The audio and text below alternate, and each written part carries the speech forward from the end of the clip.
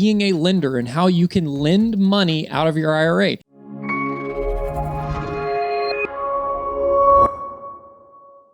You as a person and your IRA are two separate entities in the eyes of the IRS. So you need to make sure you keep everything separate. Just as if you're running a business, your business is an entity and you as a person are an entity. Do not commingle the two or you can get into trouble for that.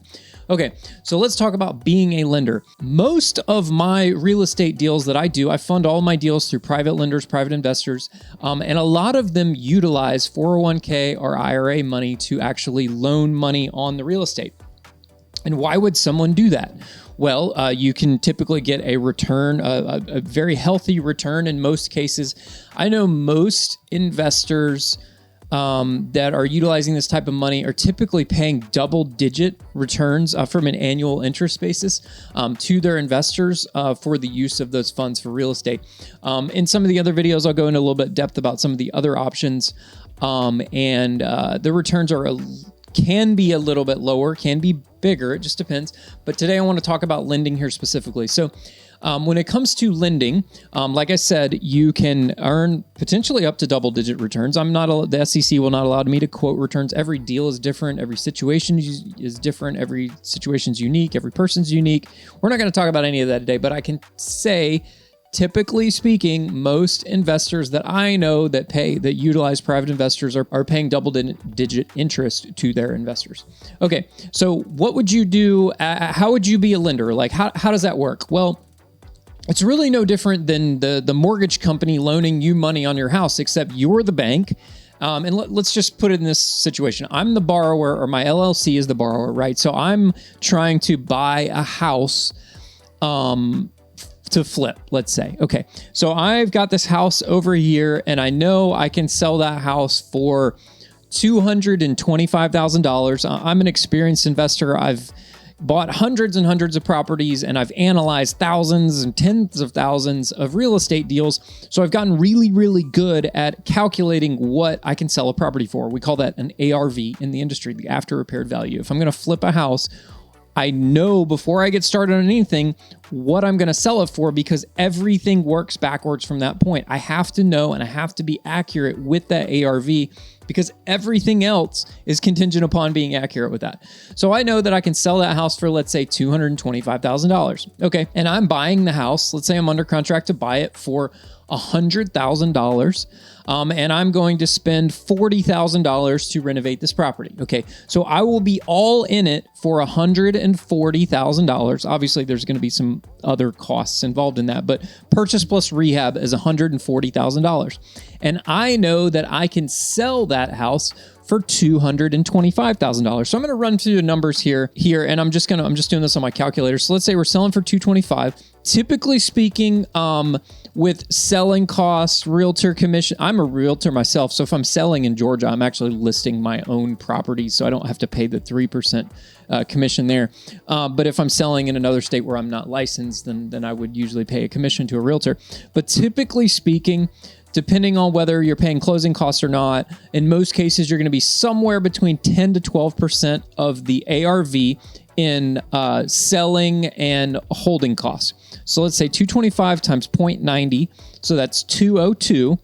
And then I am buying the property for $100,000, and then I'm going to spend $40,000 in rehab, and then usually I have acquisition costs somewhere in the ballpark of like $2,000. So my net profit on that deal after I pay my lender would be $60,000. That is a really, really, really good deal. So for the sake of this, I'm going to use these numbers. That's a smoking. Most deals are not that good, but I also set minimums, and a lot of investors I know that do this sort of thing set minimum profits. So I will not touch a deal and actually my minimum, I'll share it with you, is $35,000. If I'm doing a rehab on a property, my bare minimum profit for an easy project in and out, I will not touch a deal if I'm going to make any less on paper, right? It never, ever pencils out to what you put on paper. But I'm just saying, when I pencil all the math out, I have to make a minimum of $35,000, because that allows me a little bit of cushion in case something goes wrong, in case I was wrong about my ARV. Usually I'm pretty darn close on my ARV, but sometimes things happen, right? And then there might also be instances where I go over budget on a rehab, and or we end up holding the property for a little bit longer because of the market slows down or whatever. We had some properties last year that we had to hold a little bit longer than normal because the market slowed down around this time last year. Those would be things I would factor in, right? So how does that work in terms of you? We're talking about 401k. We're talking about lending here. So you would be the lender on that transaction. What I typically do, and this is not always typical, but in my cases, I would go to my private lender and say, I want to borrow $140,000 from you. Now, if you're doing hard money loans and you're new to the business, typically most hard money lenders are only going to loan you up to 90% of purchase and rehab, sometimes only 80, depending on your experience level.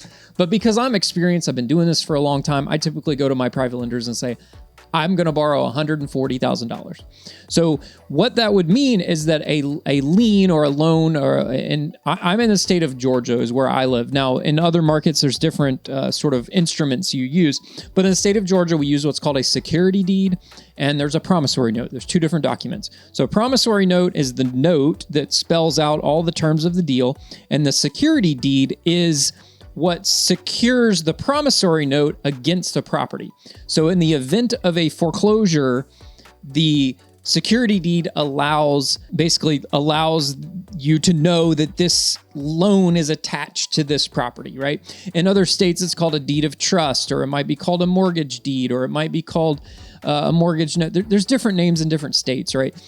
So that's the instrument that secures the loan to the property. And your 401k is the lender on the transaction. So Johnny Smith 401k loans money to Brad's Company, LLC for $140,000, and a security deed gets recorded at the courthouse, right, with the clerk of courts that secures that loan to that property. And the promissory note spells out the terms of that deal. How much interest do I owe you? Like, how long is this deal? Is this going to last? What is the percent? What are the terms of the deal? What happens if this happens? What happens? The promissory note spells out all the terms of the deal and the what ifs and blah, blah, blah, blah, blah. It has all the details. So the promissory note is not recorded. That's not a recorded instrument. If you were to go search property records, you would see the security deed. And like I mentioned, if you're in other states, it might be a deed of trust, or it might be a mortgage, or it has different names, right? So that is the instrument that secures that. So you are loaning on the transaction. And why would you loan? Well, again, you're secured in most cases, first lien position. I have done some instances where you can get a second lien position. There have been some deals that we've done. They're called subject to transactions, where basically we take over the mortgage that's currently in place on the property.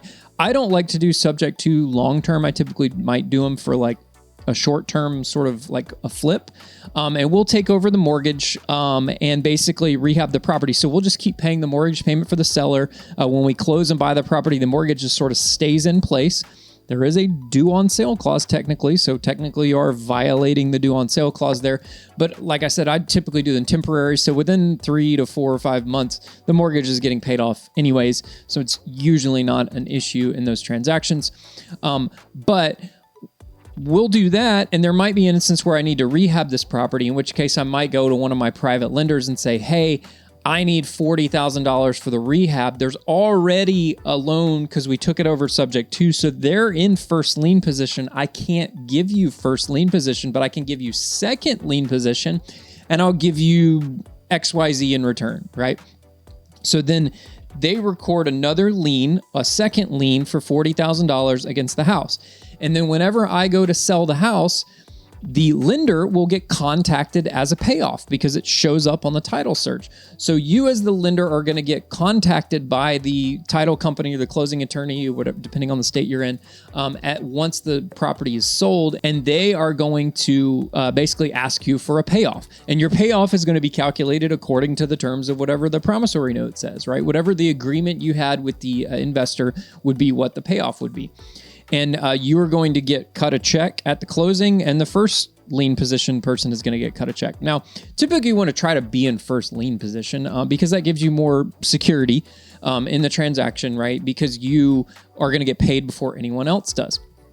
So if you're the lender, it's a great way to get interest, and there's other ways to structure the deal. You can even be a lender and get a percentage of the profits. Sometimes I do that, sometimes I don't. It just depends on the deal. Sometimes if I have let's call it a riskier deal, something that maybe I don't feel is as cut and dry as usual, but I feel like there's an upside percentage in there. What I might actually do is offer to my lender and say, hey, I'll give you X percentage of the deal as your interest or whatever. And we negotiate that, and it gets spelled out in the promissory note, right? So we'll do that for those transactions. Also, as a lender, just to protect yourself, and I have another video about this on my channel here, which is protecting yourself as a lender. But that is making sure that the property is adequately insured. It has hazard insurance and has the right kind of insurance on it. Typically, if you're doing a rehab on a property, you're going to have a builder's risk policy, and you're also going to have a vacant house policy. A lot of normal insurance has sort of vacant property exclusions in it, which would mean if the property is vacant for more than a week or two, the insurance company would not cover any damages that occurred during that vacancy period. So we get vacant policies on our property. We use a special policy that's for flips and for investors. It's a specific product that includes all of those things in it. But some people, if they're going through like a normal insurance broker, let's say, they might layer multiple things on this particular policy.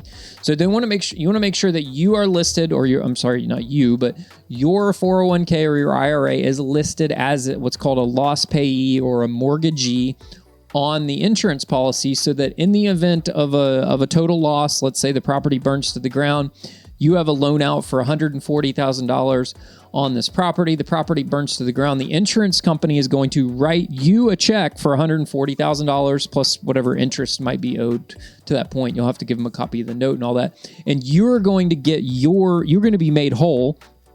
And then me as the borrower, my LLC as the borrower, would get the difference back.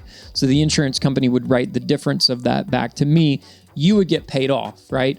And if we wanted to rebuild the house, then we would create another loan or whatever and start the process over and rebuild the house, right? But you're going to get made whole again. You're going to get your money back plus your interest and whatever because you're listed as a mortgagee or a loss payee on the policy. So make sure that your borrower is doing that.